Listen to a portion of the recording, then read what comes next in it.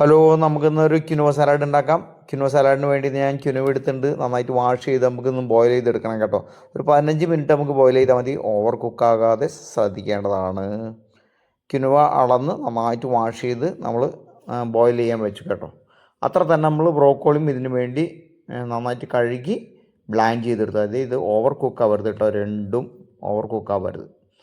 നമ്മൾ സ്ട്രെയിൻ ചെയ്തെടുത്തൊന്നും തണുക്കാനായിട്ട് വയ്ക്കുന്നത്. നിങ്ങൾക്ക് ഹോട്ടാണ് ഇഷ്ടമെങ്കിൽ ഹോട്ടായിട്ടും ഉപയോഗിക്കാവുന്നതാണ്. അപ്പോൾ നമ്മൾ ബ്രോക്കോളി നന്നായിട്ട് വാഷ് ചെയ്ത് ഒന്ന് ബോയിൽ ചെയ്തെടുത്ത് കേട്ടോ.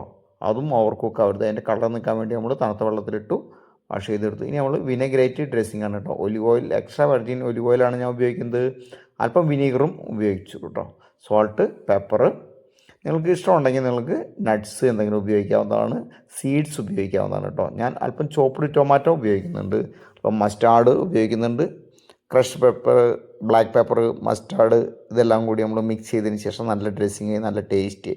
തീർച്ചയായും നിങ്ങളൊന്ന് ട്രൈ ചെയ്ത് നോക്കുക. നിങ്ങളുടെ അഭിപ്രായം പറയാൻ മറക്കല്ലേ. അപ്പം നല്ലൊരു ഡയറ്റ് മീലായിട്ട് നിങ്ങൾക്ക് ഉപയോഗിക്കാവുന്നതാണ്. നിങ്ങൾക്ക് ഡിന്നർ മറ്റുള്ള ധാന്യങ്ങൾ സ്കിപ്പ് ചെയ്തും ഉപയോഗിക്കാവുന്നതാണ്. അപ്പോൾ 150 ഗ്രാം ടോട്ടൽ നമ്മൾ ഉണ്ടാക്കുന്നത് കേട്ടോ.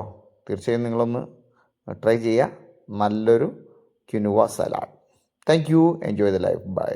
Saji's Flower time.